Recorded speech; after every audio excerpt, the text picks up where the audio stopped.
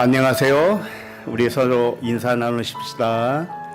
어서 오세요. 반갑습니다. 반가워요.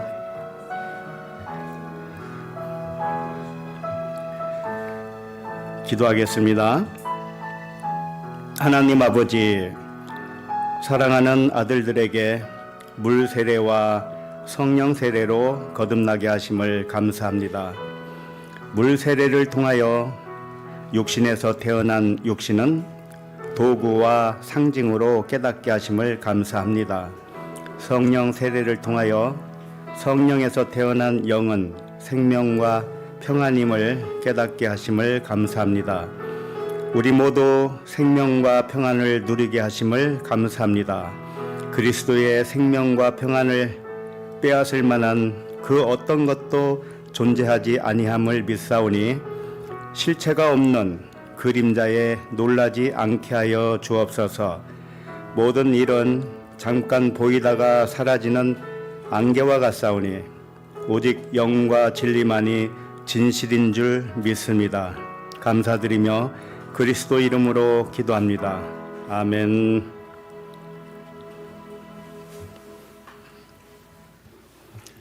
하나님 말씀은 사도행전 1장 9절로 11절입니다.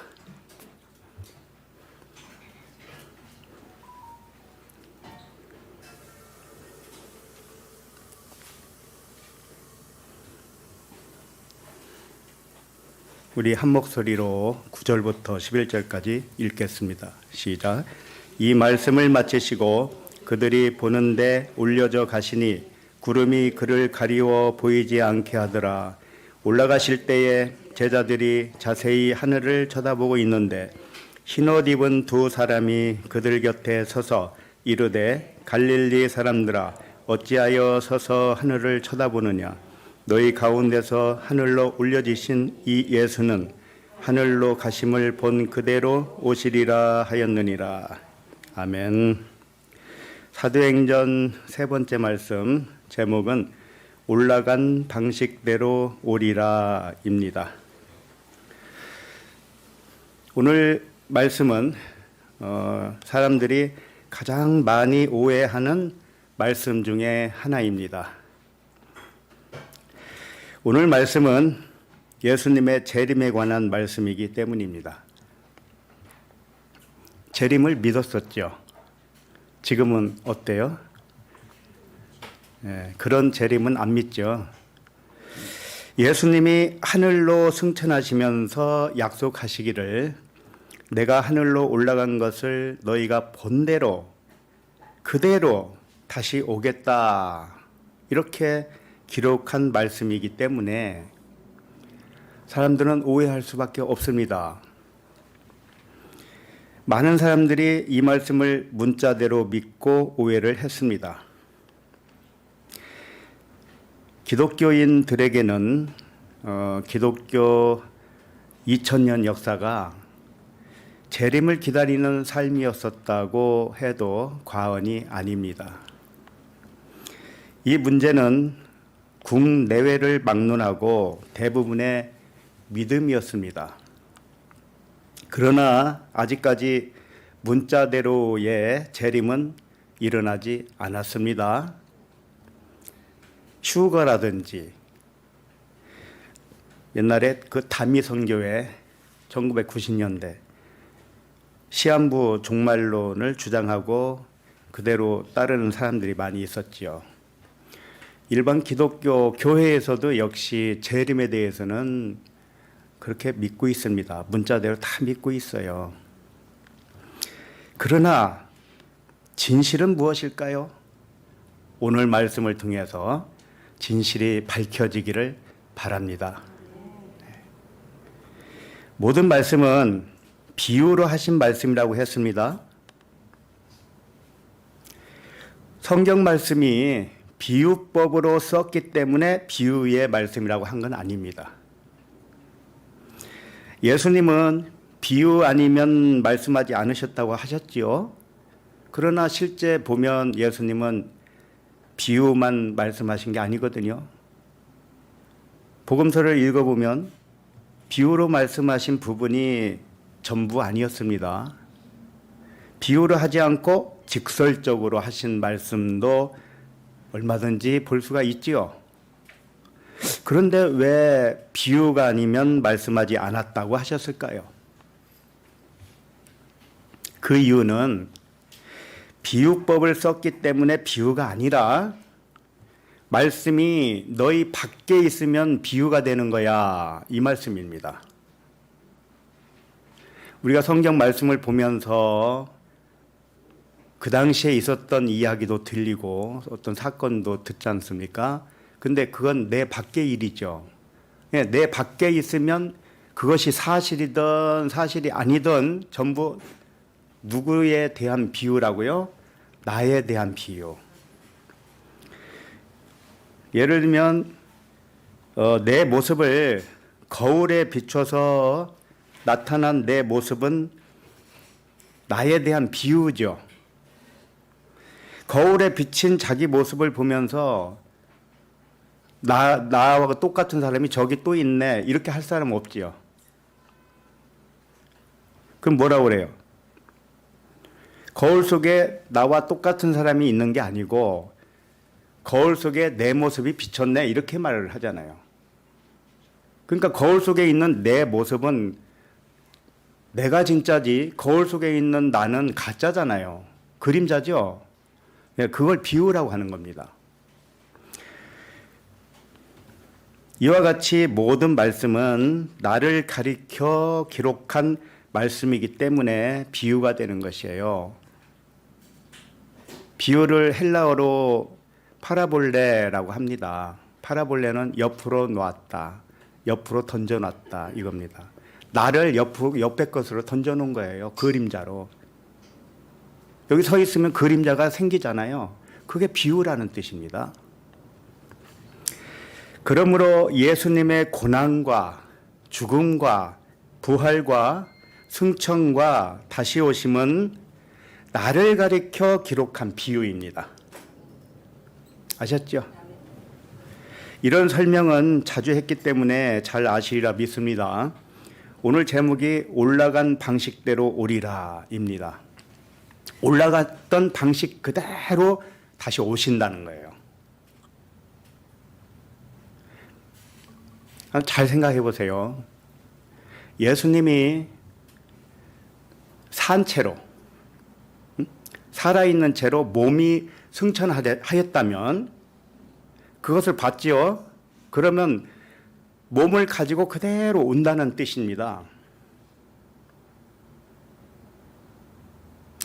그런데 아직 오셨습니까? 아직도 안 오셨어요. 그런데 만약에 다시 오신다는 그 말씀의 뜻이 나에 관한 말씀이었죠. 그러면 내 안에서 이루어지는 일이죠. 그러면 예수님이 몸이 산 채로 올라간 것도 아니죠.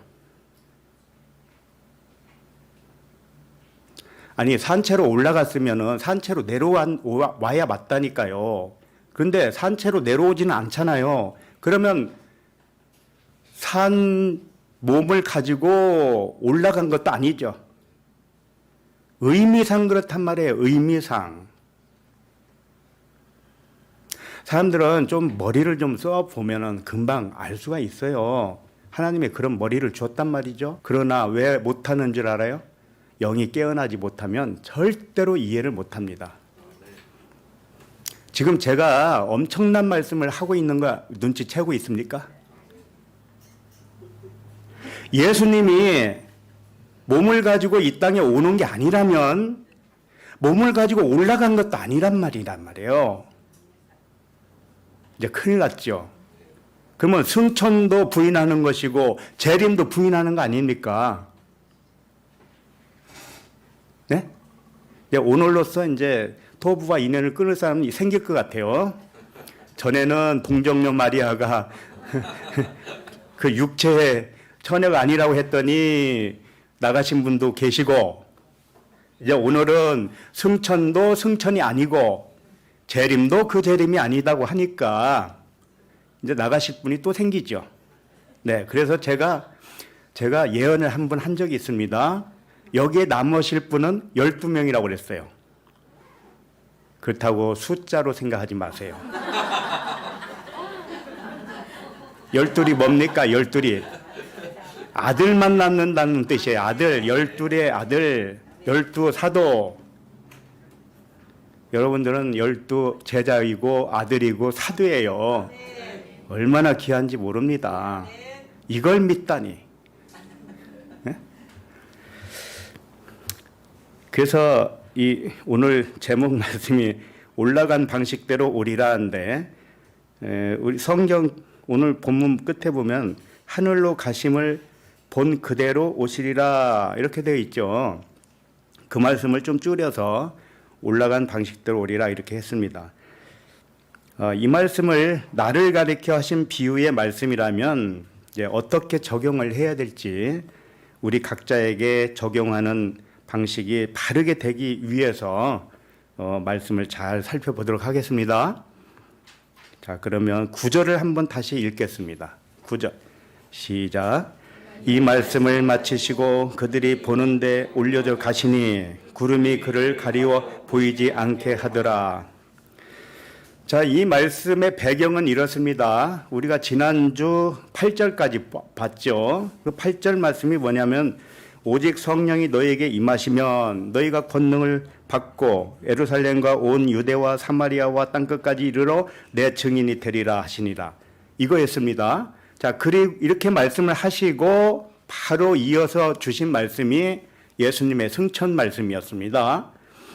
다시 말해서 성령이 너희에게 임하시면 권능을 받아서 내 증인이 되는 것인데, 성령이 임하는 것이 무엇인지 다시 한번 설명할게 하고 오늘 말씀이 주어진 거예요.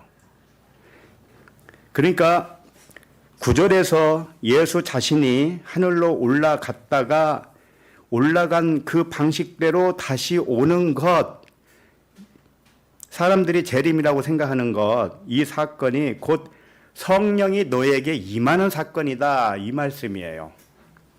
아셨죠? 성령이 우리에게 임하시죠. 그게 재림이란 말이에요. 아셨죠? 그런데 실제로 구름이 가려워서 안 보이고 하늘로 올라가고 이런 묘사들이 있지 않습니까? 실제로 이걸 어떻게 생각할 거냐 이거지. 지금부터 잘 들어보시기 바랍니다. 예수님이 승천했다가 오시는 것은 성령이 임하는 것과 같아요. 성령이 임하는 건 뭐냐? 깨닫게 해준다는 의미예요. 우리가 영으로 왔는데 잠자고 있어서 영이 더러운 영이 됐습니다. 영이 어둠이 됐단 말이에요. 그런데 외부에서 하나님이 말씀을 하셔요. 그리스도의 말씀을 하셔요. 그 복음을 듣고 하다가 잠에서 깨어난단 말이에요. 이게 성령 임한 사건이에요. 아셨죠? 이것을 비유로 설명하기 위해서 예수님이 하늘로 승천하셨고 구름이 가리워서 안 보이고 너희들이 지금 뭘 보고 있냐? 하늘을 왜 쳐다보고 있냐? 이 바보들아 왜 하늘을 왜 쳐다봐? 그게 네 안에서 일어나는 일이야. 이렇게 설명을 했단 말이에요. 자, 그래서 성령의 임하심이 무엇인지 깨달은 사람은 더 이상 예수님의 재림을 기다리지 않습니다. 왜 그럴까요? 나 자신의 실체가 깨어나서 성령으로 믿어졌기 때문에 그렇습니다. 성령은 깨끗한 영이라는 뜻이고 영이 잠자고 있을 때는 더러운 영이라고 하는 거예요. 그걸 귀신이라고도 합니다. 마귀, 귀신, 사탄이라고 하는 거예요. 적그리스도라고도 합니다. 근데 깨어나서 진리를 받아들여요. 그리스도의 말씀을 받아들이고 복음을 받아들여서 자기 자신에게 일어난 사건으로 이제 믿어집니다. 그래서 내가 그리스도와 함께 십자가에 못 박혔나니 이제는 내가 사는 것이 아니요. 내가 사는 것이 아니라고 하잖아요. 에고가 살지 않는다 이거지요. 육신이 살지 않는다 이거예요. 내 안에 그리스도께서 사는 것이다. 이제 내가 육체 가운데 사는 것은 나를 위하여 나를 사랑하사 자기 몸을 버리신 하나님의 아들을 믿는 믿음 안에 사는 것이다. 그게 바울이 진짜 자신이 그리스도라는 말을 그렇게 약간 돌려서 말을 한 거예요. 예? 직접적으로 얘기하면요, 성경 더 이상 안 봅니다. 사람들이. 아, 이제 답 찾았다. 예수님이 오셔가지고 다른 말 안 하시고, 야, 너희들이 다 그리스도다. 이상 끝. 나 간다. 이러면 그 그리스도가 뭔지는 모르지만 믿기는 하죠. 믿기는 믿겠지. 믿을 사람이 있겠지. 근데 그리스도로 사라지진 않아요. 반드시 그리스도로 사라지려면 그리스도가 아닌 삶이 무엇이었는가를 알아야 됩니다. 그래서 예수님이 가르친 겁니다. 어둠이 뭔지를 배워야 돼요. 그래서 빛이 뭔지를 알게 되는 것처럼 한 말씀으로 되는 게 아니란 말이에요. 우리가 다 그리스도야. 이것을 믿었다고 해서 되는 게 아니고 그리스도로서 살아야지, 살아져야지. 그러려면은 실체를 알아야 돼요. 그리스도가 무엇인지 알아야 되고 하늘의 비밀도 알아야 되고요. 우리가 어둠으로 살았던 이 실체가 정말 가짜였나 이것도 돌아봐야 되는 것이고요. 그래서 시간이 많이 걸리는 겁니다. 성령이 임했다는 뜻은 밖에서 들어왔다는 게 아니에요. 성령이 밖에서 나에게 들어왔다는 게 아니고 내가 성령으로 깨어난 거예요. 알았죠? 그러나 밖에서 들어왔다고는 안 하지만 밖에서 들려준 건 사실이에요. 그리스도의 말씀을 들려줬습니다.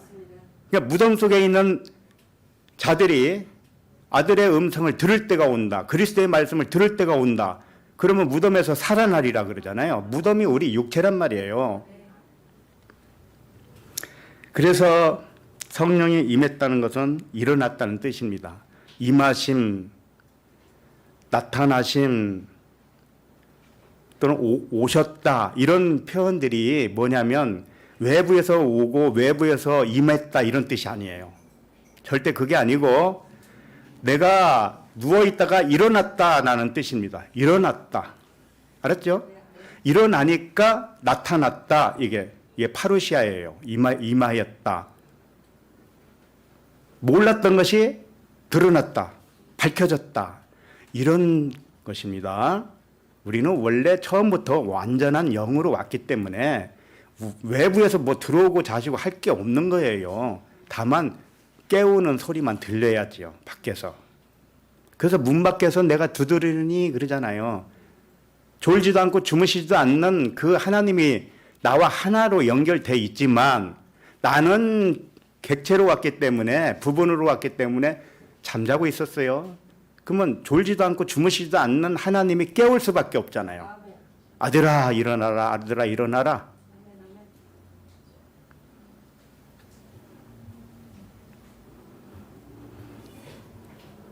그러므로 결론으로 말하면 나 자신이 그리스도의 영으로 깨어나는 것이 성령의 나타남입니다. 그리고 오늘 본문과 같이 예수의 승천과 그리스도의 오심도 나 자신이 그리스도로 깨어 일어나는 의미입니다. 그러므로 시한부 종말론도 허구에 지나지 않는 것이고 공중으로 들림받는다는 휴거설 이것도 거짓말에 불과합니다. 지구상에 가시적으로 일어나는 재림은 큰 오해입니다. 오직 진실은 사람의 육체에서 잠자고 있던 그리스도의 영이 깨어나는 것입니다. 권능으로 복음을 전하게 된다는 그리스도의 복음뿐입니다. 구절을 다시 보시면은요, 이 말씀을 마치시고 그랬죠. 이 말씀을 하시고 이런 뜻인데 방금 했던 말씀을 이제 시청각 교재로 알려주겠다 그런 거예요. 8절에서는 성령이 너에게 임하면 권능을 받고 복음을 전하게 되겠다 이런 말씀이었죠. 성령이 임하심이 뭔지 내가 시청각 교재로 다시 보여줄게 이런 것입니다. 예수님이 하늘로 올라가고 구름이 가리워서 보이지 않게 되는 이 상징으로 그렇다고 해서 실제로 예수님이 산채로 올라갔다는 뜻이 아니에요. 그렇게 보시면 안 됩니다. 한번 생각을 해보세요. 예수님 자신이 육은 무익하니라 그랬어요. 살리는 건 영이니 육은 무익하다. 그래 놓고 자기는 그 무익한 몸을 가지고 꼭 승천해야만 되겠습니까? 누구 약 올리시는 거예요? 응? 내 권능은 이 정도야. 이거 보여주려고 한 걸까요? 그게 무슨 우리에게 유익이 됩니까? 응? 성경에 들림받았다는 사람들이 가끔 있죠. 에녹, 엘리야, 모세는 좀 제껴놓더라도 예수님 이렇게 있죠? 모세도 마찬가지예요. 이따가 살펴보도록 하겠습니다. 그런 분들이 창세기를 들어봤으면 아시겠지만 에녹이 그런 의미가 아니라고 그랬죠. 에녹이 300년 동안 하나님과 동행하면서 365세에 하나님이 데려가셨다고 그랬어요. 창세기 5장에 보면 족보가 쫙 나오는데 다른 사람들은 다 죽었다 이런다고. 몇 세에 죽었다 몇 세에 죽었다 이래요. 그런데 에녹은 무드셀라를 낳고 65년 동안 아이를 낳다가 무드셀라를 낳았어요. 그리고 300년을 더 하나님과 동행하다가 아이를 낳았다고 그랬어요. 그 아이의 이름은 없습니다. 그러다가 365세에 하나님이 데려가셔서 이 세상에 없다고 그랬습니다. 이게 무슨 뜻이에요? 승천했다는 뜻 아닙니까? 그런데 그 문자대로 보면 다 틀리는 말이란 말이에요. 창세기에서 이미 말씀드렸으니까 그 들어보시면 아실 거예요. 정말 하나님이 데려갔다 이런 뜻이 아닙니다. 영으로 취했다는 거예요. 영으로. 우리가 지금 이렇게 있죠. 우리도 들림 받은 겁니다. 우리가 어디에 있다고 그랬어요? 예, 하늘에 앉혔다고 그랬죠. 하늘에 앉혔다. 근데 물리적으로 하늘에 앉힌 바가 됐나요? 예수님은요? 마찬가지 거 아닙니까? 무드셀라네. 에녹도 역시 그대로 살고 있는데 그 사람의 실체가 영으로 드러났다 이런 말입니다. 영으로 드러났다. 성령이 임하시면 그게 뭐라고 했습니까? 내가 일어났다라는 거잖아요. 영으로 깨어났다. 그러면 나의 실체가 영이지 육은 아니죠. 이게 들림받은 거예요. 이게 하늘에 앉혔다는 뜻입니다. 물리적인 이야기가 아닙니다. 여러분. 물리적인 이야기가 아니에요. 몸이 들림받았다. 예수님이 그 몸을 가지고 승천했다고 합시다. 그럼 그 몸을 입고 하나님 우편에 있는 겁니까? 그 조그마한 먼지 같은 몸을 가지고 하나님 우편에 있어야 돼요? 그리고 저리로서 산 자와 죽은 자를 심판을 온대는 거예요. 과간입니다. 사람의 생각이 그 정도밖에 안 되는 겁니다. 그러니까 깨어나지 못하면 알아듣지도 못하고 그냥 문자밖에 모르는 겁니다. 자, 그들이 보는데 올려져 가셨다. 이렇게 돼 있죠. 이게 뭐냐. 그들의 보는 시각이 블랙보라고 돼 있어요. 그들의 시각이 올려졌다. 이런 뜻입니다. 자, 뭐가 들려 올려졌다고요? 보는 시각이 하늘의 시각으로 바뀌었다라는 뜻이에요. 예수님이 들려진 거예요, 이게? 예수님이 들려진 게 아니고 예수님을 보고 있는 시각이 바뀌니까 예수님도 들림 받은 것이 됐죠. 쉽게 말해서 예수님을 육체 예수로 보다가 이제 눈이 열렸어요. 제자들이, 사도들이. 그러니까 예수님을 그리스도로 본 거예요. 영으로 본 거예요. 그게 위의 차원으로 열렸다 이런 뜻입니다. 예수님이 들린 것이 아니라 사도들의 눈이 높은 차원으로 들려 올려졌다 이런 뜻입니다. 그 결과로 예수를 어떻게 보겠습니까? 그리스도로 보게 되는 것이죠. 영으로 본단 말입니다. 밖에 있는 예수를 그리스도로 본다면 거울을 보는 것과 같아요. 그러니까 사도들 자신이 밖에 있는 예수를 그리스도로 믿어졌지요. 이게 이제 첫 번째입니다. 무슨 얘기인지 알아요? 우리들도 옆 사람을 볼 때 그리스도로 보지요. 그러면 그 보는 사람 시각이 하늘로 올라간 것이고 옆에 있는 사람도 위에 올라가 있는 거예요. 같이 함께, 그러니까 함께 육으로 죽고 함께 영으로 살아나는 것이죠. 예수님은 항상 거울이니까, 나에 대한 거울이니까 예수님이 올라간 차원으로 내가 보면 내가 그런 모습이 된 거예요. 이미 내가 하늘에 올라간 자가 된 거란 말이에요. 그 해석을 이렇게 해놓으니까 모르는 겁니다. 사람들이 다 속아요. 속아. 그리고 그 다음에 뭐라고 되어 있습니까? 구름이 그를 가리워 보이지 않게 하더라 그랬죠. 자, 구름이 가리워 그랬는데 구름이 가렸다는 뜻은 아닙니다. 가렸다는 단어가 히포람바노예요. 히포람바노. 이것은 아래 것을 위의 것으로 취했다. 아래 것을 위의 것으로 영접했다. 수용했다. 받아들였다. 이런 뜻입니다. 다시 말합니다. 구름이 가려서 보이지 않았다는 말이 아니라 구름을 위의 것으로 영접했다. 이런 뜻입니다.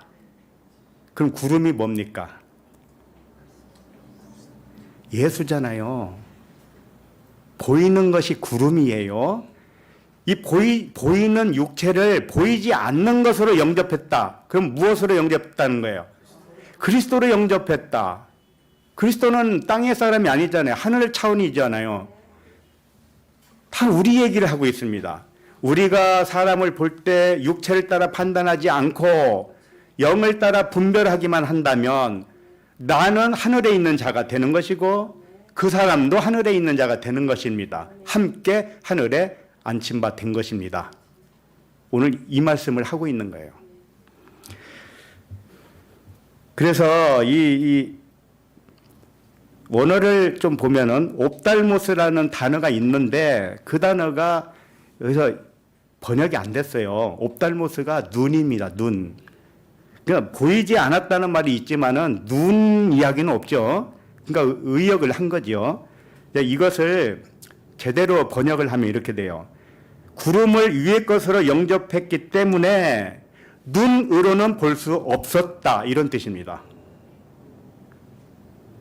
아포톤, 옵탈모스, 아우톤 이렇게 돼 있어요. 아포는 이제는 없다 이런 뜻이에요. 완성돼서 이제 떨어져 나가버렸다. 존재하지 않는다 이런 식이거든요. 완성됐다 이런 뜻인데 아포, 톤, 옵탈모스 눈으로는 볼 수 없었다 이런 뜻입니다. 그러니까 사도들이 예수님을 봤을 때 그들의 옵달모스, 그들의 눈으로는 이제 작별했다 이런 뜻입니다. 예수를 더 이상 육체로 안 보고 그리스도로만 보겠다 이겁니다. 자, 그러면은 그리스도가 이 세상에 더 이상 있는 존재가 됩니까? 의미상으로 없죠? 여러분도 마찬가지입니다. 여러분들도 서로 그리스도로 본다면 세상 사람들이 아닙니다.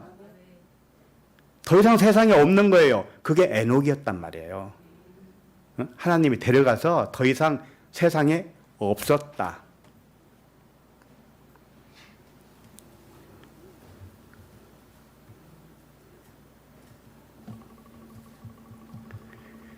그동안 얼마나 속고 살았습니까? 예수님이 살아서 승천한 거 그걸 보면서 참 대단하다 예수님. 하나님도 대단하셔. 그러면 그 몸뚱아리가 도대체 어디 있다는 거예요 지금? 응?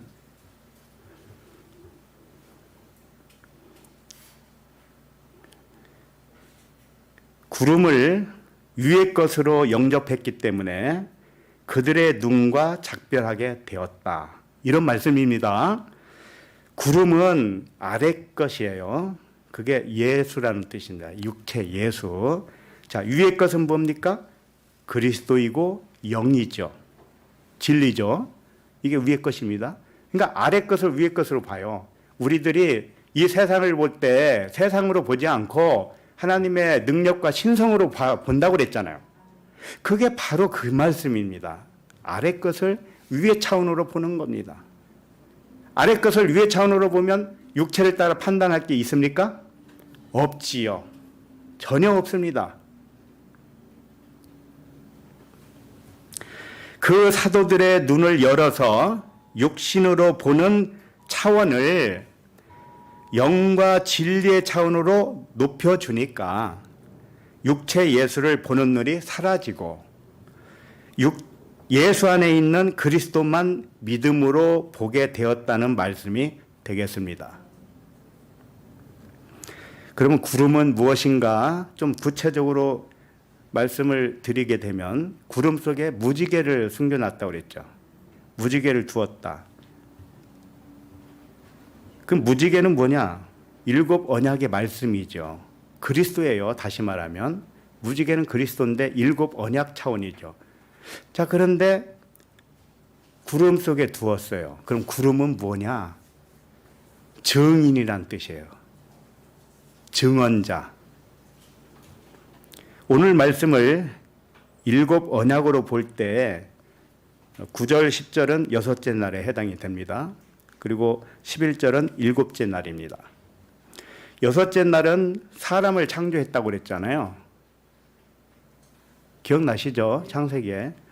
여섯째 날은 남자인 여자를 창조했다고 그랬습니다. 이건 무슨 뜻이냐? 남자는 그리스도의 영이요, 여자는 육체입니다. 아시죠? 그러니까 육체로 영이 오는 순간 남자이면서 여자, 이걸 인자라고 합니다. 사람이면서 하나님의 아들이라는 뜻이에요. 여자는 육체인데 뭐 육체의 의시라고 해도 같은 말입니다. 오늘 본문 9절 10절은 인자가 된 그리스도를 말해주고 있는 거예요. 인자. 그러니까 구름은 육체 예수입니다. 그러니까는 사람이죠. 그런데 구름 위의 차원으로 영접했으니 곧 그리스도로 영접했다는 뜻입니다. 예수를 그리스도로 영접했다는 뜻이에요. 이게 인자를 영접한 겁니다. 이게 여섯째 날이란 말이에요. 근데 예수님이 인자하면 예수님만 그런가요? 그걸 깨달은 내가 그렇단 말이죠. 내 안에 있는 일이니까. 이때부터는 보이는 만물과 세상을 그리스도로만 분별하는 때가 되는 것입니다. 이게 여섯째 날입니다. 여러분, 여섯째 날에 왔습니까? 일곱째 날은 뭘까요? 성령이 임하는 사건이죠. 올라갔다가 다시 오는 차원이죠. 내가 그리스도로 완전히 깨어나는 그런 상황. 그때가 일곱째 날이에요. 그래서 여섯째 날만 되면 어떻게 되느냐면 사람의 일을 육체를 따라 판단하지 않습니다. 그럼 어떻게 판단을 해야 되느냐? 모든 일을 하나님의 일로 생각을 해야 됩니다. 이것이 여섯째 날입니다. 여섯째 날에 오셨습니까? 네, 환영합니다. 육체를 따라 판단하기만 해봐. 다시 광야로 내쫓을 거야.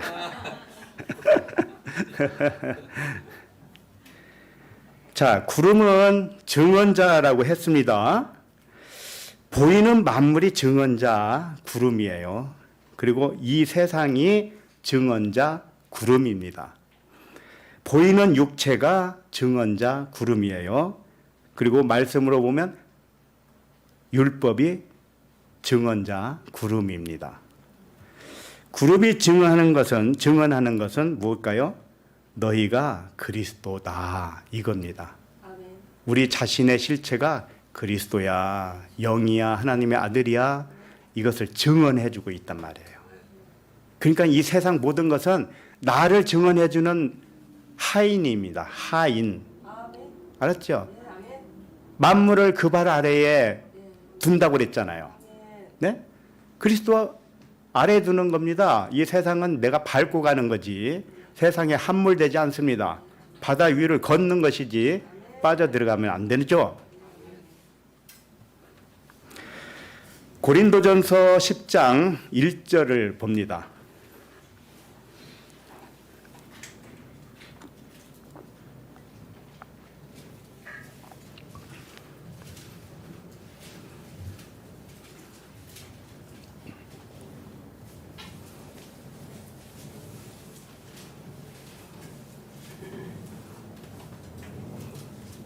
고린도전서 10장 1절.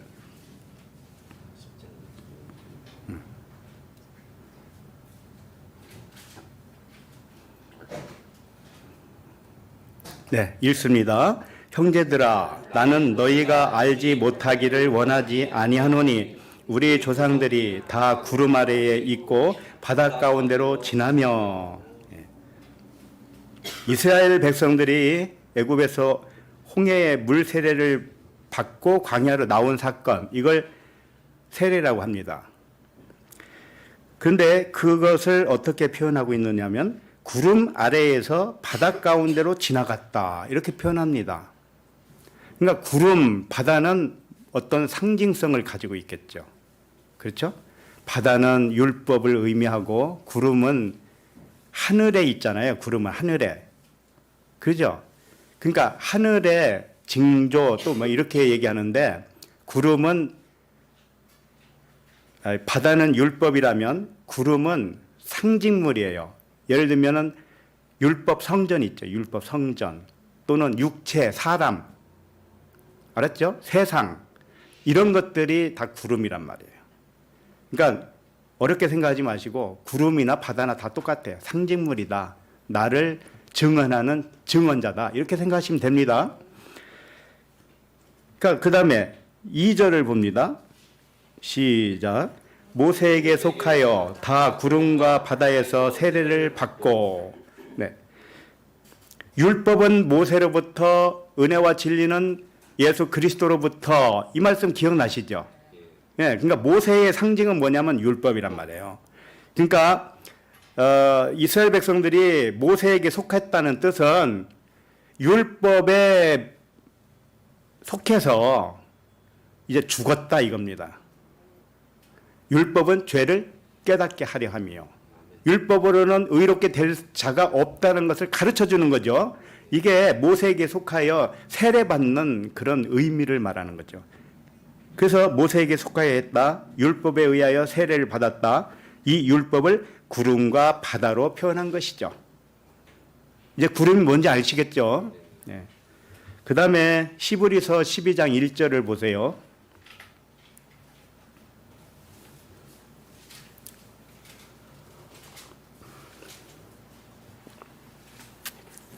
히브리서 12장 1절.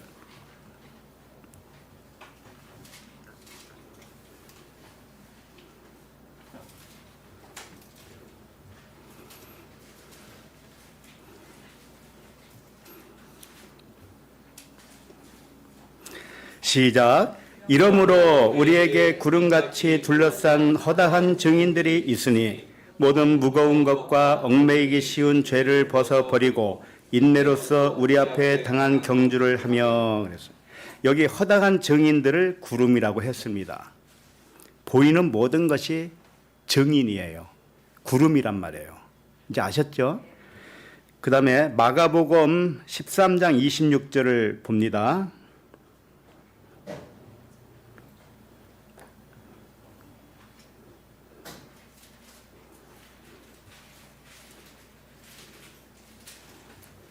마가복음 13장 26절. 시작. 그때에 인자가 구름을 타고 큰 권능과 영광으로 오는 것을 사람들이 보리라. 여기서 인자라고 그랬죠. 인자는 예수 그리스도예요. 그 그리스도 예수라고 해도 되죠. 그리스도 예수가 구름을 타고 온다는 뜻은 보이는 만물, 세상, 육체, 율법, 이게 구름이잖아요. 증언자, 구름. 구름 안에서 구름을 타고 온다고 그랬는데 탄다는 뜻이 아닙니다. 이건 손오공처럼 구름을 타고 온다고 생각을 해서 이렇게 번역을 해놨는데 이게 N이라는 단어예요. N은 안에 그런 뜻이에요. 그러니까 무슨 구름을 타고 와요. 손오공도 아닌데. 그게 아니고 구름 안에서 이런 뜻입니다. 구름 안에서 그리스도가 깨어나는 표현이에요. 자, 우리 이 말씀이 다 나에 대한 증언이라고 했으니까 나 한 사람 생각을 해보세요. 구름이 뭡니까?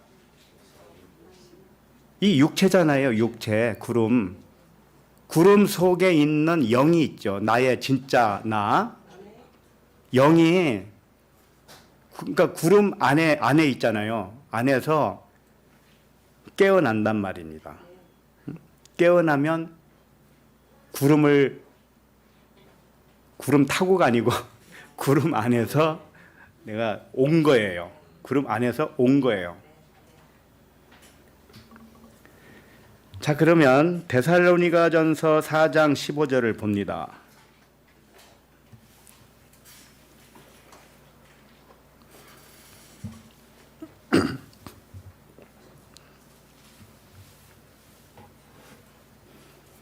데살로니가전서 4장 15절 시작. 우리가 주의 말씀으로 너희에게 이것을 말하노니 주께서 강림하실 때까지 우리 살아남아 있는 자도 자는 자보다 결코 앞서지 못하리라. 일단은 문자로 한번 생각해 봅시다. 주께서 강림하실 때까지 우리 살아남아 있는 자도 자는 자보다 결코 앞서지 못한대요. 자, 그럼 자는 자는 누굽니까?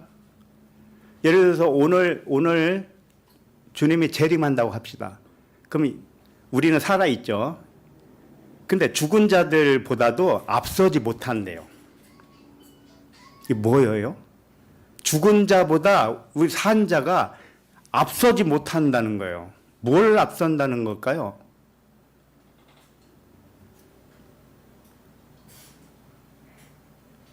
응? 17절을 보세요.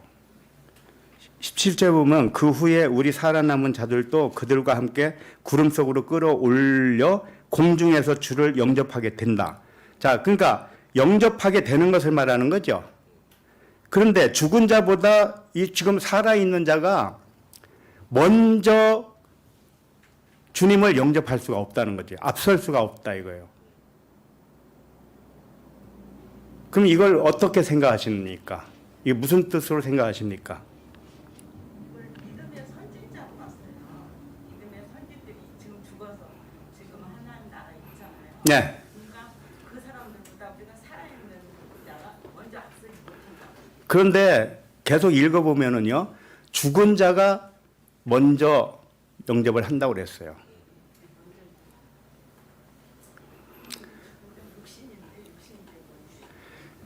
내가 무슨 말을 하려고 그러냐. 이 말을 문자적으로 하면 안 맞는다는 말을 하고 싶은 거예요. 아니, 산 자가 먼저지 왜 죽은 자가 먼저가 되는 거예요? 이상하지요? 그러니까 이건 가시적으로 주님이 재림하는 이야기를 하는 것 같은데 아니란 말입니다. 공중에서 배울이 영접할 이러니까 사람들이 그냥 속을 수밖에 없죠. 응? 휴거설이 나온 거예요. 이 말씀 때문에.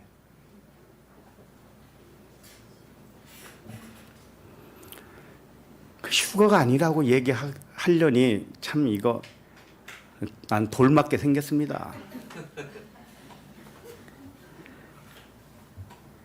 주의 강림은 나 자신이 주 그리스도의 영으로 일어난다는 의미죠. 그러니까 이건 가시적인 사건을 말하는 게 우리 살아남아 있는 자는 자는 자보다 결코 앞서지 못하리라. 이 뜻은 뭐냐면 물 세례와 성령 세례의 순서를 말한 거예요. 죽은 자가 먼저 살아나는 게 먼저라는 거예요. 그러니까 물 세례를 통해서 살아나는 것이 먼저고 그 다음에 살아난 자는 그 다음이란 말이에요. 그러니까 나 한 사람 얘기잖아요. 내가 죽어 있다가 살아나야 그게 먼저죠. 그 다음에 살아났으면 그 다음에 이제 공중에서 주를 뵌다. 그런 뜻이거든요. 그 공중에 어디가 있겠어요? 내 안에 있죠. 예. 그래서 살아난 자는 물 세례를 받고 영으로 살아난 자죠. 그런데 우리가 살아나기 전에 어떤 모습이었어요? 죽어 있었잖아요. 허물과 죄로 죽어 있던 너희를 살리셨도다 그랬으니까. 그러니까 죽음에서 살아나는 것이 순서라는 거예요. 그걸 잊지 말라는 겁니다. 죽음에서 살아난 적이 없는데 자기가 스스로 살았다고 하면 그리스도로 결코 살아날 수가 없다. 이런 순서를 지켜라. 그래서 물 세례와 성령 세례를 말하는 것인데, 죽은 자가 물 세례를 받고 살아나면 그 다음에는 살아난 자가 됐죠. 그러면 살아난 자가 성령 세례로 자신이 그리스도의 영으로 온전해지는 때를 말하는 거예요. 이게 공중에서 주와 함께 뭐 이런 표현이란 말이에요. 그래서 먼저는 애굽에서 죽어있던 자가 살아나는 물 세례가 먼저고, 그 다음에 그 후에 살아난 자가 성령 세례를 받는다, 이런 뜻입니다. 순서가 그렇게 돼 있다는 뜻이에요. 자, 16절을 봅니다. 시작. 주께서 호령과 천사장의 소리와 하나님의 나팔 소리로 친히 하늘로부터 강림하시리니 그리스도 안에서 죽은 자들이 먼저 일어나고. 네. 주의 호령과 천사장의 소리와 하나님의 나팔 소리는 삼일길로 설명하고 있어요. 길, 진리, 생명으로. 알았죠? 길이요, 진리요, 생명으로 삼일길로 지금 설명하고 있단 말이에요. 그러니까 말씀이 세 단계로 들려지는 것을 의미하겠죠? 처음에는 주의 호령, 두 번째는 천사장의 소리, 세 번째는 하나님의 나팔 소리. 이렇게 해서 깨어나겠다 이겁니다. 그렇게 깨어나면 삼일길로 그렇게 선포를 하면 그리스도의 말씀을 그렇게 들려주시면 이때 먼저 물 세례로 죽은 자가 일어난다, 이런 뜻입니다. 그리스도 안에 16절 끝에 보면 그리스도 안에서 죽은 자들이 먼저 일어난다고 그랬잖아요. 예, 이게 물 세례로 받고 일어난 후에 이제 살아났죠. 그러면 산 자도 이제 하늘로 올라가는 것이죠. 자, 17절 시작. 그 후에 우리 살아남은 자들도 그들과 함께 구름 속으로 끌려 올려 공중에서 주를 영접하게 하시리니 그리하여 우리가 항상 주와 함께 있으리라. 예. 그러니까 물 세례 후에는 성령 세례가 있는 것이죠. 그걸 말씀하는 거예요. 17절은 이것을 살아남은 자들이 함께 구름 속으로 올려 공중에서 주를 영접한다, 이런 말씀인데, 실제 내 밖에서 일어나는 어떤 공중 이런 게 아닙니다. 그렇게 생각하면 다 휴거를 생각한단 말이에요. 그게 아닙니다. 말씀은 비유를 줬다고요. 깨닫지 못하면 멸망하는 짐승이 됩니다.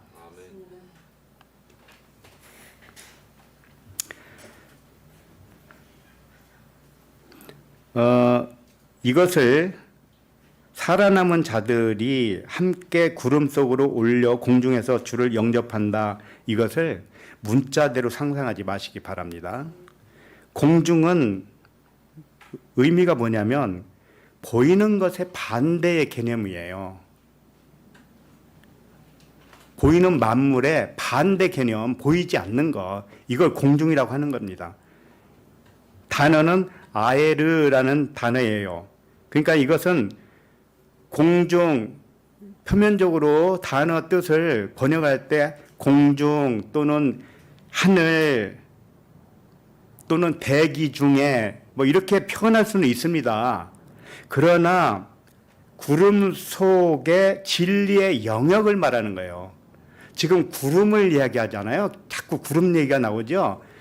구름은 보이는 것인데 공중은 뭐냐면 구름 속에 있는 진리의 영역, 하나님 나라를 말하는 거죠. 하나님 나라. 내 안에 있는 하나님 나라, 하늘 나라에서 자신을 그리스도로 영접했다 이런 뜻이에요. 그럼 뭐 휴가가 웬 말이에요? 그거 쓴 사람 돈 좀 벌었을 것 같아요. 저도 그 책 사가지고 읽어봤거든요. 옛날에 몇십 년 전에 휴거 해가지고. 밖에서 증언하신 주 그리스도와 항상 하나로 존재한다는 거예요. 우리에게 밖에서 보여준 그리스도도 있잖아요. 그 그리스도와 나라는 그리스도와 그냥 하나라는 거예요. 하나라는 거예요. 아셨죠? 예. 그러므로 이 말씀도 공중 휴거서를 변호하는 말씀이 아닙니다. 휴거나 재림에 대한 근거가 되는 말씀이 절대 아닙니다. 18절을 보아요. 18절까지. 시작. 그러므로 이러한 말로 서로 위로하라. 자, 위로는 이런 말로 하라는 거예요. 참된 위로는 모든 말씀이 나를 가리키는 말씀으로 믿어질 때 위로를 받습니다. 내 밖에 있는 말씀이면 나하고 무슨 상관입니까? 예수님이 공중으로 휴거를 했다고 합시다. 승천. 그럼 나하고 무슨 상관이에요, 그게? 내 얘기가 돼야 내가 위로를 받는 거죠. 참된 위로는 우리 형제 자매들이 어떤 처지에 있든지 간에 그분에게 진짜 위로가 되는 방법은 딱 한 가지밖에 없습니다. 뭘까요? 모든 말씀이 당신을 가리키는 말씀입니다. 이겁니다. 이것처럼 위로되는 게 없습니다. 성경 말씀도 다 당신에게 대한 말씀이고요. 이 세상 만물이 다 당신에게 대한 증언입니다. 그러니 밖에 있지만 사실은 당신 안에 다 있습니다. 이것처럼 위로되는 게 어디 있어요? 근데 그런 말을 듣고도 아유 내일 당장 이자 내야 되는데요. 카드 막아야 되는데요. 이게 더 걱정인가요?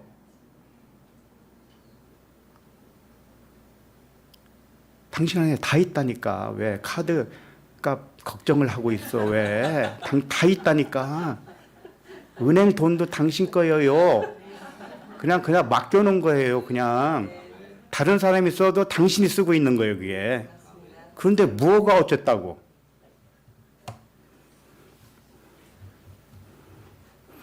자, 그러면 본문으로 돌아와요. 본문으로 돌아와서 10절을 읽습니다. 10절. 시작.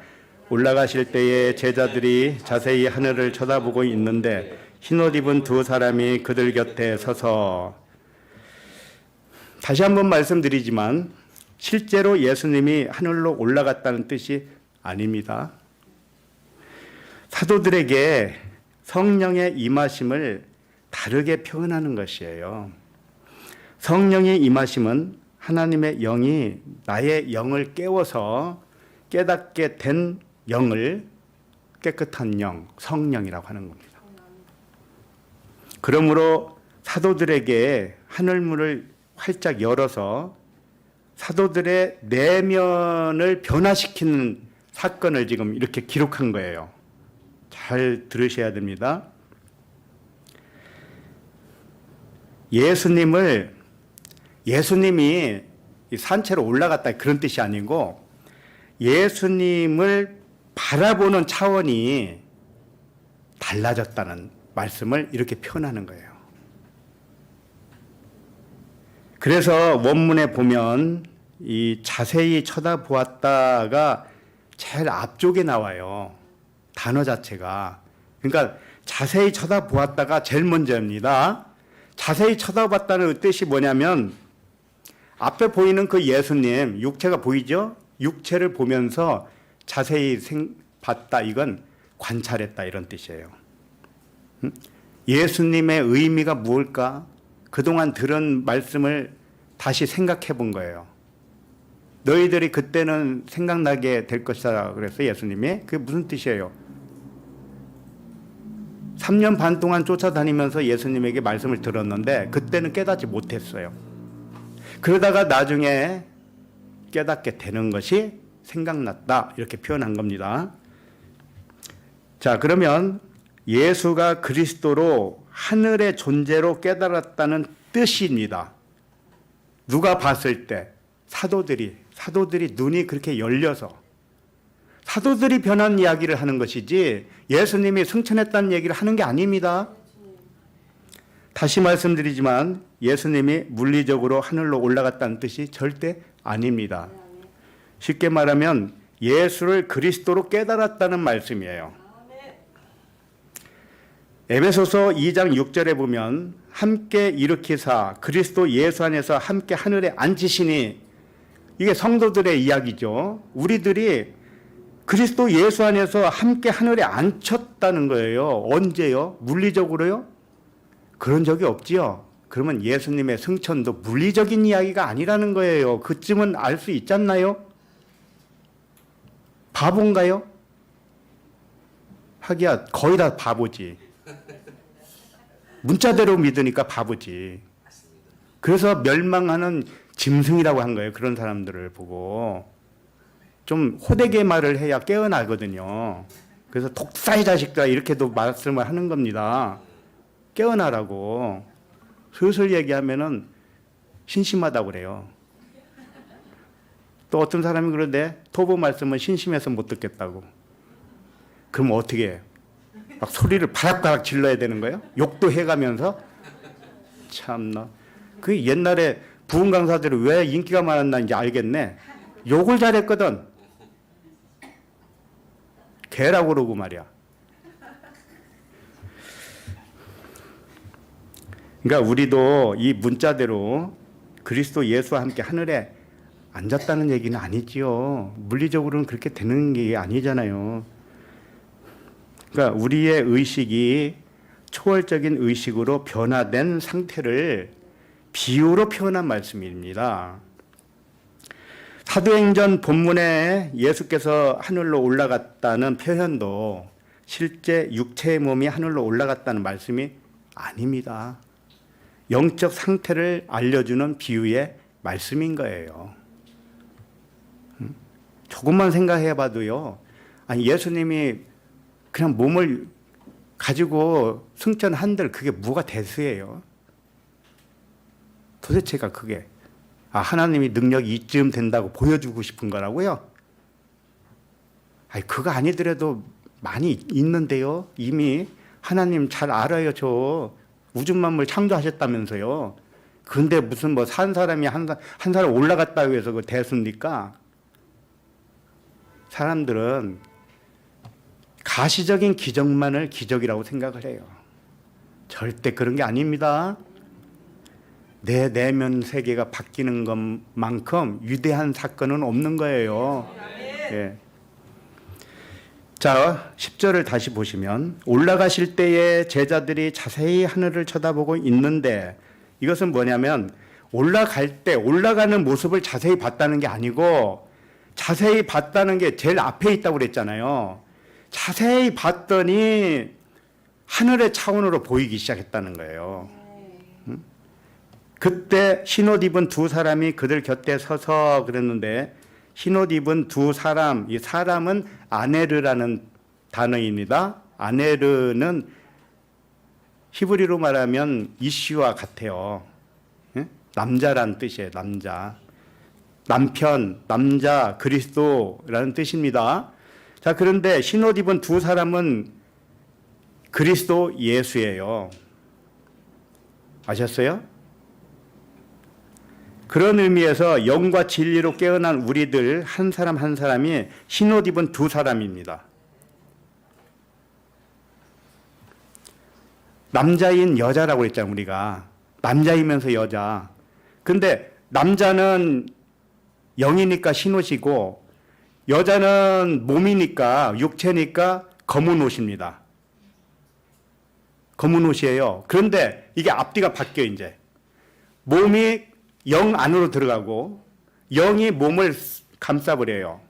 그러면은 몸도 이제는 검은 옷이 아니고 흰 옷이 됩니다. 그러니까 사람들이 죽으면 왜 상복을 검은 옷으로 입든가요? 왜 그럴까요? 죽음은 어둠을 의미해요. 그러니까 빛이, 우리가 존재가 빛입니다, 원래. 빛인데 어둠으로 왔습니다. 그래서 죽었다 그러는 거예요. 육체로 오는 순간 우리는 죽었다, 잠잔다 이렇게 표현하죠. 그게 검다라는 뜻이에요. 검어. 그러니까 상복을 입었지. 자고 있는 동안은 상복을 입은 상태로 있는 것입니다. 길거리 나가보세요. 상복 입은 사람이 얼마나 많은가. 다 죽어 있는데요.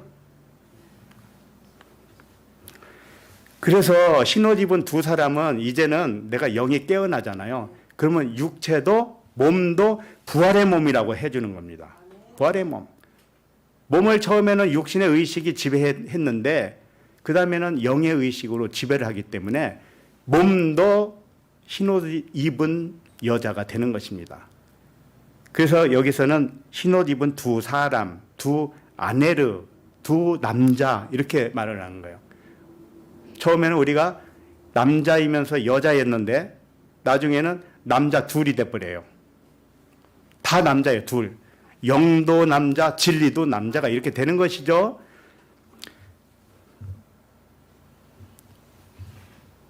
육체도 죽어서 그리스도 안에 있는 예수이기 때문에 그리스도 예수는 흰옷 입은 남자 둘이라는 뜻입니다. 우리가 세상을 바라보는 차원이 신성의 차원으로 볼 수 있다면 이 세상도 무슨 옷을 입은 것이 될까요? 흰옷. 바로 그 얘기를 하는 거예요. 내가 육체의 눈으로 이 세상을 바라보면 내가 상복을 입은 거예요. 검은 옷. 그리고 이 세상도 온통 검은 옷이에요. 내가 바뀌면 세상도 바뀌는 거예요. 그래서 검은 옷을 입고 있었던 나가 세상도 검은 옷을 입었겠죠?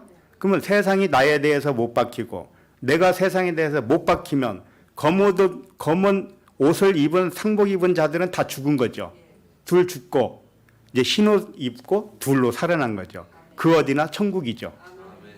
내가 천국으로 변하니까 온 세상도 천국으로 변합니다. 이게 하늘이에요. 이게 하늘에 앉혀서 있는 상태입니다. 장소의 이동이 아닙니다. 의미의 변화죠. 의식의 변화를 말하는 거예요. 자, 그러면 11절을 읽습니다. 11절. 시작. 이르되 갈릴리 사람들아 어찌하여 서서 하늘을 쳐다보느냐? 너희 가운데서 하늘로 올려지신 이 예수는 하늘로 가심을 본 그대로 오시리라 하였느니라. 예. 흰옷 입은 두 남자가 이제 진리로 말하고 있습니다. 갈릴리 사람들아 그랬죠. 근데 갈릴리 아네르예요. 남자. 예? 갈릴리에 사는 그리스도들아 이렇게 말하는 거랑 똑같아요. 자, 그러면 갈릴리는 무슨 뜻일까요? 그 전에 다 얘기했어요. 이게 갈랄이라는 단어에서 왔어요. 히브리어 갈랄. 갈랄은 뭐냐? 회전한다라는 뜻입니다. 회전.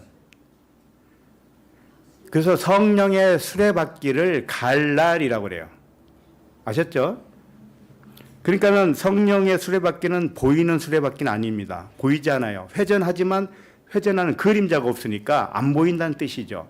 그 성령의 운행이 있는 곳이 갈릴리라는 뜻이에요. 그래서 예수님이 부활하시면 제자들하고 만나는 곳도 갈릴리 해변이잖아요. 성령이 운행하는 곳, 성령으로만 만날 수 있는 곳, 성령의 운행하심으로 깨달은 깨끗한 영들아 그리스도들아 좀 이렇게 말하고 있습니다. 이르되 갈릴리 사람들아 어찌하여 서서 하늘을 쳐다보느냐. 이게 쳐다보느냐라는 단어가 엠블레포라는 말씀인데 말씀을 자세히 관찰한다 이런 뜻이에요. 자세히 관찰한다. 말씀을 자세히 관찰해 보면 알 수 있을 것이다. 이런 뜻입니다. 그러니까 이 말씀을 자세하게 상고했던 사람들이 어디에 있는 사람들이라고 그랬어요? 베레아 사람들이라고 했죠. 베레아에 있는 사람들은 데살로니가에 있는 사람들보다 더 너그러워서 간절한 마음으로 말씀을 받고 이것이 그러한가 하여 날마다 성경을 상고함으로. 베레아에 있는 사람들이 이제 이렇게 나타난 것은 하나의 샘플로 우리에게 말하는 것이지 전부 우리들이 그렇게 되는 사람들이에요. 그러니까 좋은 것은 또 붙여가지고 베레아 성전 해가지고 옛날부터 성경 공부하고 그랬잖아요. 귀신 쫓고. 베레아 아카데미 거기 갔다 오지 않은 사람이 거의 없어요. 나는 안 갔다 왔어요. 거기 갔다 왔으면 귀신 들렸을 거예요. 농담이고. 다 문자로만 알아요. 문자로만. 이와 같이 말씀을 잘 관찰했다. 상고했다. 이런 뜻입니다. 너희 가운데서 하늘로 올려지신 이 예수는 하늘로 가심을 본 그대로 오시리라 하였느니라. 다시 한번 말씀드리지만 예수께서 육체가 실제로 하늘로 올라갔다는 말씀이 아닙니다. 내가 몇 번째 말씀하는지 지금 세지도 못하겠는데 그만큼 중요하기 때문에 그래요. 우리의 의식 속에 재림이라는 것이 자리를 잡고 있습니다. 단단하게. 근데 재림은 내 내면의 재림이야. 여기까지는 알았죠. 그러면서도 버리지 못한 게 뭔지 알아세요? 예수님의 승천. 살아서 승천했다. 이건 못 버렸지요. 오늘 박살 내는 거예요. 그래서 여러 번 얘기하는 겁니다. 사도들에게 하늘문이 열리고 예수를 그리스도로 보게 된 것을 이렇게 표현한 겁니다. 예수 또는 율법, 예수는 율법을 의미하고 이 세상을 의미해요. 율법을 자세히 관찰하고 상고하고 묵상해 보니까 모든 말씀이 그리스도 예수에 관하여 가리키고 있었구나. 이걸 알았던 겁니다. 이렇게 깨달은 것과 같은 방식으로 같은 너희 안에 나타나게 될 것이다. 오늘 말씀이 그겁니다. 하늘로 가심을 본 그대로 오시리라 그랬죠. 하늘로 가심을 본 그대로가 뭐냐면 하늘로 열려진 것이 무슨 뜻인지 깨달은 대로 온다 이런 뜻입니다. 근데 오는 것이 외부에서 오는 게 아닙니다. 내 안에서 드러난다. 일어난다. 나타난다. 이런 뜻입니다. 단순히 몸이 하늘로 올라간 것처럼 똑같이 재림할 것이라는 말씀이 아닙니다. 이것을 문자대로 믿어서 예수님이 승천한 곳이 이스라엘의 감난산이라고 그래요. 이제 다음 주부터 살펴볼 게 뭐냐면 감남원에서 내려오는 겁니다. 그러니까 예수님이 승천한 것처럼 보인 이곳이 어디예요? 감남산, 감남원. 지금 감남산에서 이야기하고 있는 거예요, 이게. 그러니까 거기서 내려와 이제. 내려오면 어둠으로 되는 거예요. 감남원은 이제 빛이잖아요. 그리스도잖아요. 그리스도에게서 내려와. 우리가 하늘에서 영인데 이 세상에 내려오잖아요. 그러면 어둠으로 내려오는 거예요. 그래서 다음 주는 감남원에서 예루살렘에 내려왔다 이렇게 하는 거예요. 이게 첫째 날입니다. 성경은 얼마나 정확한지 몰라요. 예? 첫째 날에서 일곱째 날까지 계속 굴러간다고 그랬잖아요. 정확합니다. 그래서 감남산에서 승천하셨으니까 감남산에 재림할 것이다 이렇게 생각을 하고 후대 사람들이 거기다가 교회를 세워놨습니다. 그래서 처음에는 이 천장을 뻥 뚫어놨다고 그래요. 왜 그랬을까요? 그냥 그로 내려오시라고.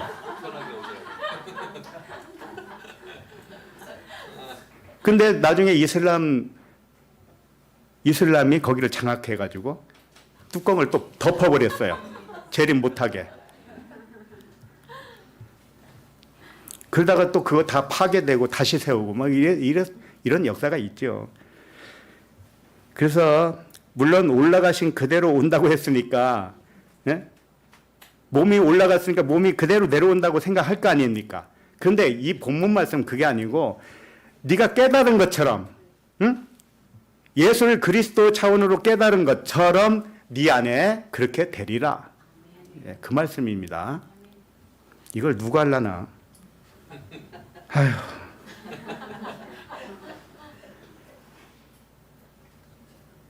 하늘로 가심을 본 그대로 오시리라 하였느니라. 이게 예수를 통하여 가르침을 받고 말씀을 자세히 관찰해 봤더니 예수가 그리스도였네. 모든 말씀이 그리스도를 가리켰네. 이걸 알았어요. 그리스도는 하늘에서 육체로 온 하나님의 영이구나. 이렇게 알았습니다. 그래서 나와 아버지는 하나이구나. 이렇게 된 거죠. 육체가 아버지와 하나라는 뜻이 아니라 아들 그리스도로서, 우리가 아들 그리스도로서 아버지와 하나라는 말씀으로 이제 깨닫는 거죠. 이게 재림이에요. 이렇게 깨닫는 것이. 너희가 그렇게 깨달은 것처럼 똑같은 방식으로, 본 그대로라고 했잖아요. 이게 똑같은 방식이라는 뜻이에요. 똑같은 양식으로 너희 안에 오리라 그랬습니다. 너희 안에 오리라. 이게 엘코마이가 가다 오다예요. 가다라고 할 때도 오다 할 때도 엘코마이인데 왜 이렇게 하느냐면은 영이 육체로 가면 엘코마이예요. 영이 육체로 갔지요. 우리들이 다 그랬잖아요, 처음에. 그러면 육의 의식으로 살다가 영이 다시 영으로 돌아가요. 영으로 와요. 응? 영의 의식으로 다시 와요. 그래서 그것도 같은 엘코마예요. 가다 오다 같이 쓰는 단어란 말이에요.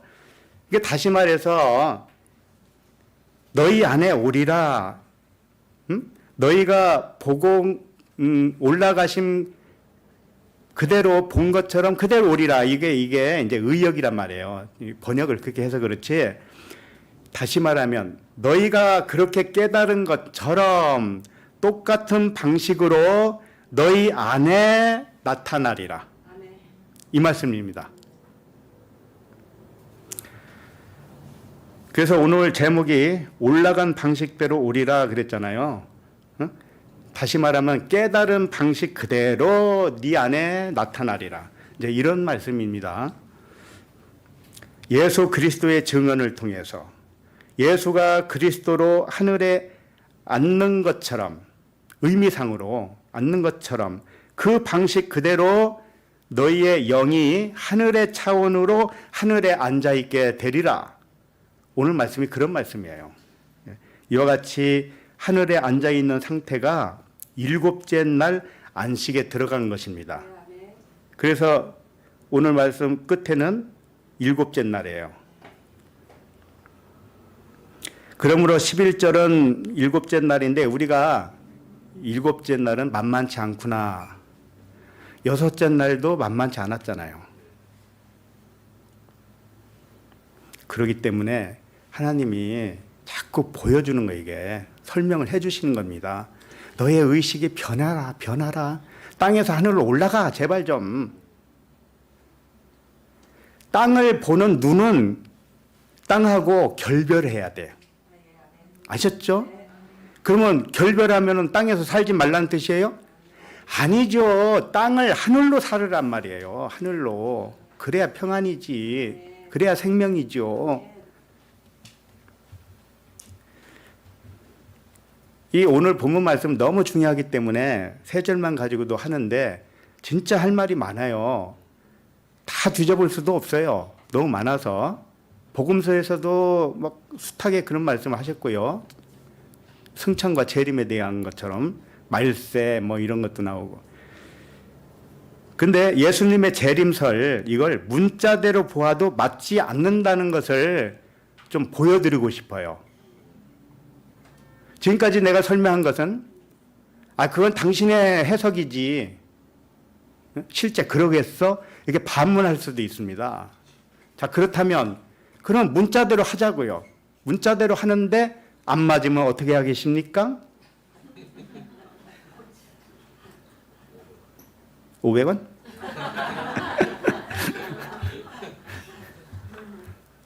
자, 요한계시록 1장 7절을 펴보세요. 요한계시록 1장 7절.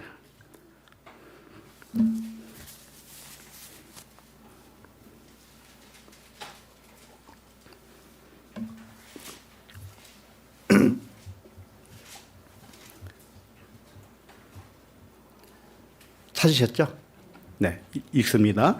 볼지어다 그가 구름을 타고 오시리라. 각 사람의 눈이 그를 보겠고 그를 찌른 자들도 볼 것이요 땅에 있는 모든 족속이 그로 말미암아 애곡하리니 그러하리라. 아멘. 자, 이거 문자대로 한번 보면은 문제가 좀 있을 거예요. 이 말씀이 예수님이 지구촌에 육체로 재림한다는 말씀이 되려면 많은 문제점이 발견됩니다.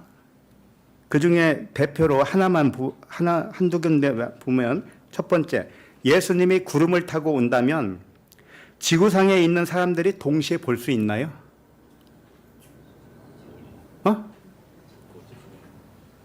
동시에 못 보잖아요. 인터넷 방송. 아, 그것도 좋은 방식이네요. 아, 예. 인터넷 없는 집도 있는데 그때 잠자고 있으면 못 보잖아. 어?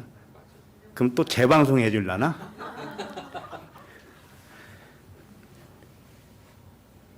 그 다음에 재림할 때 예수님을 찌른 자도 볼 것이라고 했습니다. 예수님 찌른 자가 누굽니까? 로마 군병들 아닙니까? 근데 로마 군병들이 2000년이 지난 지금까지 살아 있다는 말씀입니까? 앞으로 1000년 후에 재림하면 어떻게 해요? 1000년 동안 더 살아야 되네?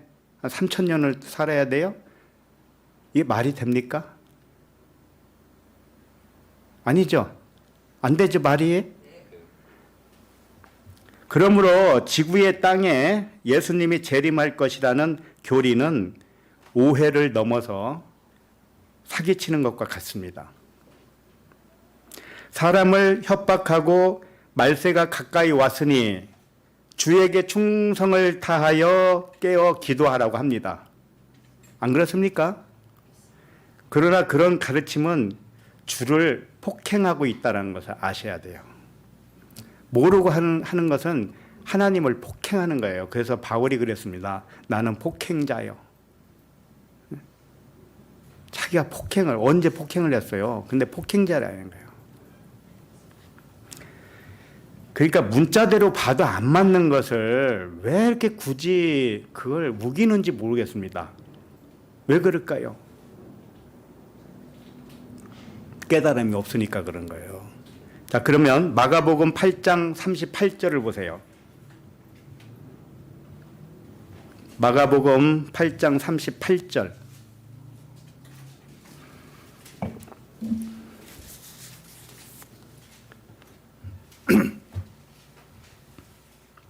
시작. 누구든지 이 음란하고 죄 많은 세대에서 나와 내 말을 부끄러워하면 인자도 아버지의 영광으로 거룩한 천사들과 함께 올 때에 그 사람을 부끄러워하리라. 자, 인자가 아버지의 영광으로 거룩한 천사들과 함께 온다는 이때가 언제입니까?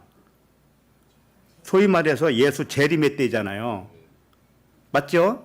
예. 그 다음에 9장 1절을 읽어봅시다. 9장 1절 시작. 또 그들에게 이르시되 내가 진실로 너에게 이르노니 여기 서 있는 사람 중에는 죽기 전에 하나님의 나라가 권능으로 임하신 것을 볼 자들도 있느니라 하시니. 자, 예수 재림 때 여기 서 있는 사람 중에는 죽기 전에 볼 자도 있다는 것입니다. 그런데 2000년이 지났습니다. 그 당시 예수님 계실 때 살아있는 사람이 지금도 있을까요? 그러니까 이게 맞지 않는 말이죠. 근데 왜 재림을 기다릴까요?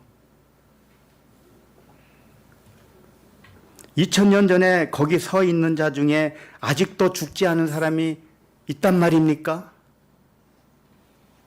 이와 같이 말씀을 표면적인 문자대로 보면 앞뒤가 맞지 않기 때문에 억지로 해석을 해서 사람의 교리로 관철시키려고 합니다. 그러니까는 눈 크게 뜨고 봐도 이게 안 맞는데 그걸 보면서도 승천과 재림을 표면적으로 붙들고 있어요. 지금까지도. 그러나 이런 질문을 할 수 있죠.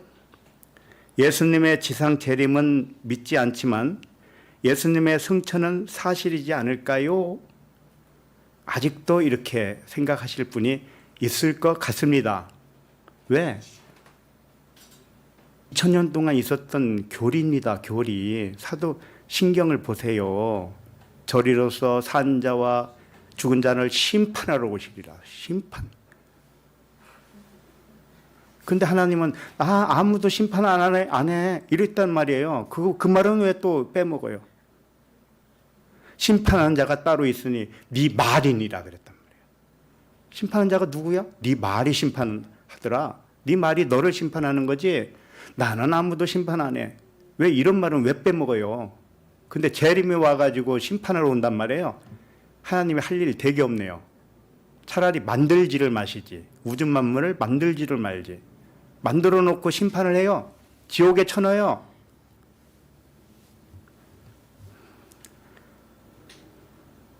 예수님은 몸이 죽지 않으시고 산채로 승천한 것 아닙니까? 이렇게 질문할 수도 있는데 성경에 아까도 말씀드렸지만 죽지 않고 승천한 사람이 나와요. 에녹, 그 다음에 엘리야, 그 다음에 예수님 이렇게 나오는데 승천했다는 말은 안 하지만 시체를 찾지 못했다는 사람이 한 사람이 있습니다. 누구예요?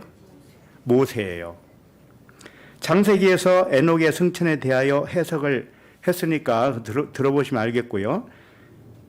에녹의 영이 깨어나서 하늘에 안침받은 그리스도인을 설명하는 것이라고 말씀드렸습니다. 그리고 변화산에 모세, 엘리야, 예수님 세 분이 등장했죠.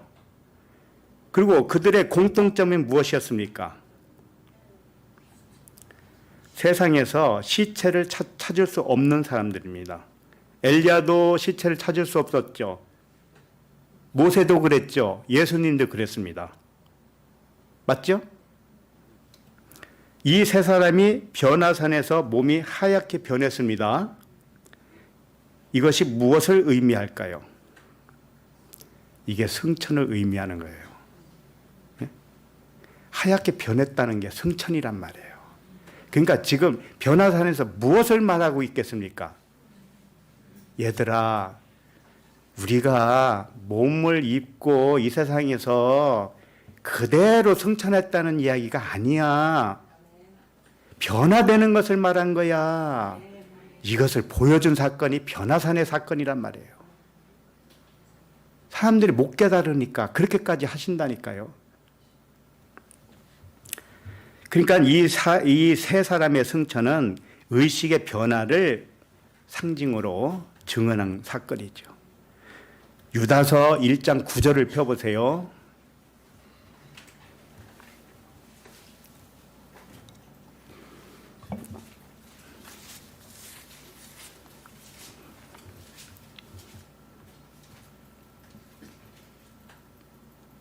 유다서 1장 9절 시작. 천사장 미가엘이 모세의 시체에 관하여 마귀와 다투어 변론할 때에 감히 비방하는 판결을 내리지 못하고 다만 말하되 주께서 너를 꾸짖으시기를 원하노라 하였거늘.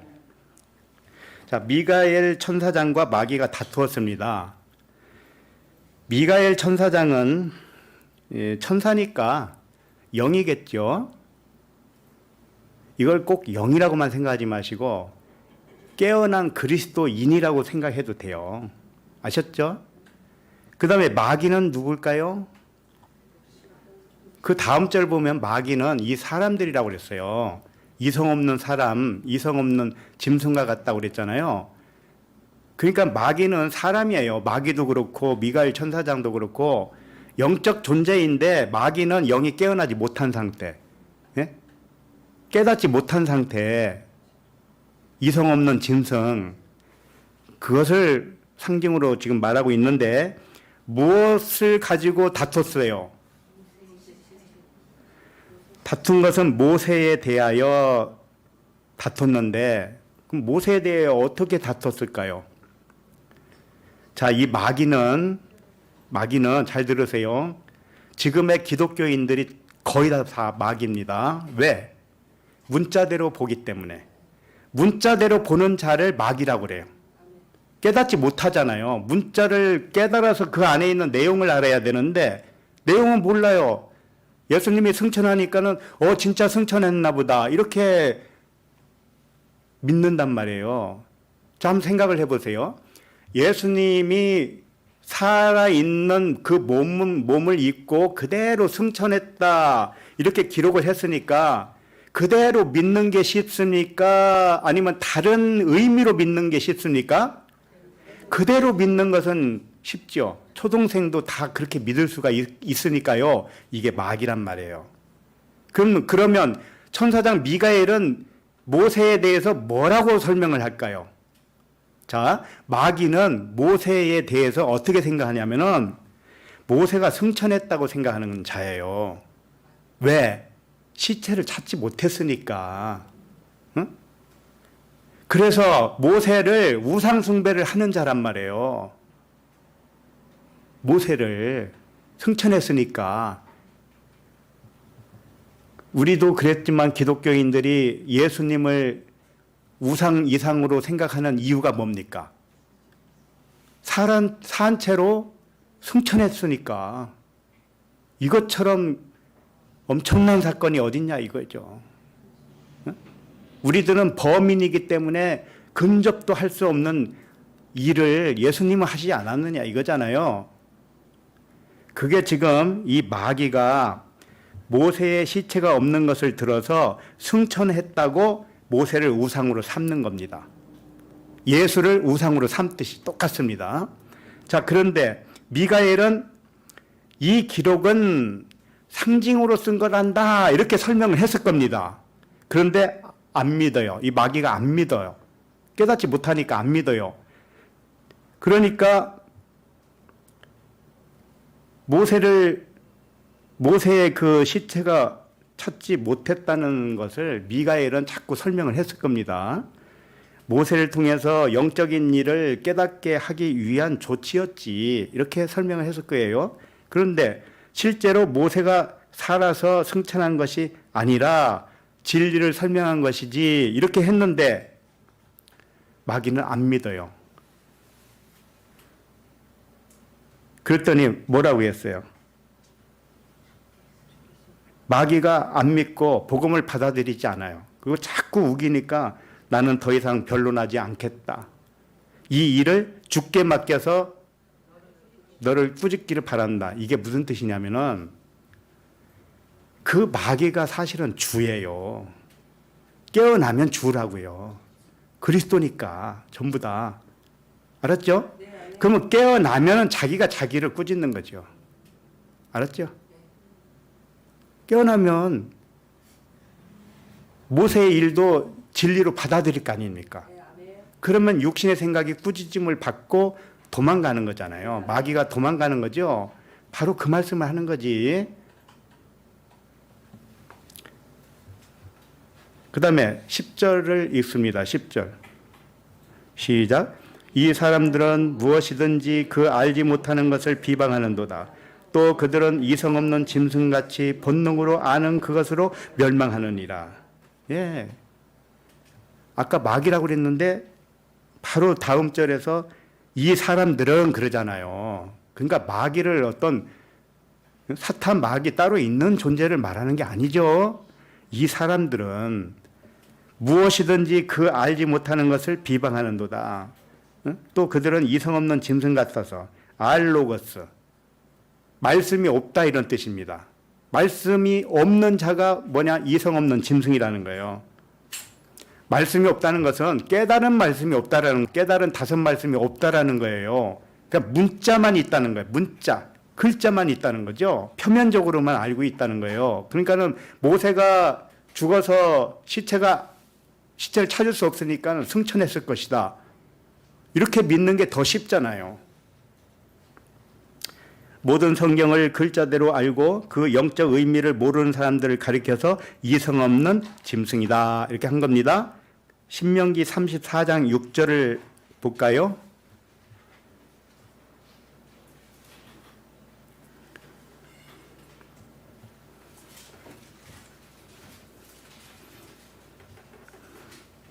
신명기 34장 6절.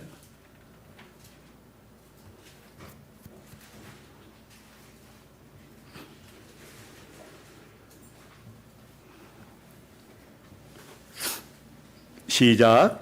벳볼 맞은편 모압 땅에 있는 골짜기에 장사되었고 오늘까지 그의 묻힌 곳을 아는 자가 없느니라. 이게 누구 얘기예요?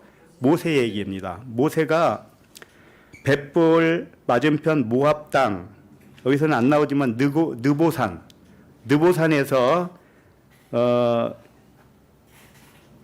그 장차 들어갈 가나안 땅을 바라보게 합니다. 그리고 거기서 하나님이 취해합니다. 죽었다는 거죠. 120세에 죽었잖아요. 그런데 모세의 시체가 없어요. 그 묻힌 것을 아는 자가 없어요. 그런데 재밌는 것은 이스라엘 백성들이 그래서 장사를 지냈다고 했습니다. 그리고 여러 날 동안 곡했다고 그랬습니다. 곡했다. 그럼 장사하고 곡했는데 그 시체를 어디다 묻었는지도 모른단 말이에요. 그 사람들이 장사 지냈을 거 아닙니까? 근데 시체를 못 찾았다고 그래요. 모르죠. 시체는 못 찾고 그냥 장사만 했는지 모르죠. 응? 모세의 시체가 없다는 뜻은 그의 몸이 부활의 몸이 되었기 때문에 세상에서 찾을 수 없다는 뜻입니다. 에녹과 똑같은 의미로 말씀하시는 거예요. 그렇다면 예수님도 마찬가지입니다. 예수님도 그의 몸이 부활의 몸이 됐어요. 그것은 똑같은 육체를 가지고 있지만 육체를 그리스도로 본단 말이에요. 자, 그러면 그리스도는 하늘에 있는 자지 땅에 있는 자가 아니잖아요. 그러니까 더 이상 땅에 없다 이렇게 표현하는 겁니다. 우리가 옆 사람을 서로 보면서 그리스도로 한번 봐주세요. 그럼 그분이 지금 땅에 있는지 하늘에 있는지 어디 있어요? 하늘에 있잖아요. 하늘에. 그러니까는 시체를 찾을 수 있습니까? 없습니다. 이렇게 깨닫는 것은 아무나 깨닫겠어요? 아무나? 네? 그래서 너희도 아직 깨닫지 못하느냐? 예수님이 가끔가다 하신 말씀이 있었다니까요. 잠자는 자여 깨어 일어나라. 내가 나사로를 통해서 비유로 설명해 줄게. 나사로가 3일 만에 살아났지. 3일기로 살아났잖아. 너희도 또 똑같은 거야. 너희들이 나사로야. 그것을 예수님 자신이 요나의 표적으로 또 한 번 말씀하시네. 요나의 표적. 3일길로 육이 죽고 영으로 살아나는 그 표적. 모든 것이 요나의 표적 하나밖에 없다고 그랬어요. 그래서 우리들도 이미 세상에 없는 자들입니다. 축하해 주시기 바랍니다. 오직 하늘에 앉은 바 된 그리스도인들입니다. 네, 기도하겠습니다. 하나님 아버지, 예수님을 통하여 진리를 증언해 주심을 감사합니다. 우리가 본래 하나님의 본체로 있다가 자신의 영을 부분으로 육체로 부음받은 우리들이니 이제 육에서 다시 영으로 올라가게 하심을 감사합니다. 이제는 우리가 세상에 있는 자들이 아니요 세상도 하늘나라로 깨달아서 그 어디나 하늘나라에 거하게 하심을 감사합니다. 세상에 일어나는 모든 일을 사람의 일로 생각하지 아니하고 모든 일을 하나님의 일로 생각하여 생명과 평안이 넘치게 하여 주옵소서. 감사드리며 그리스도 이름으로 기도합니다. 아멘.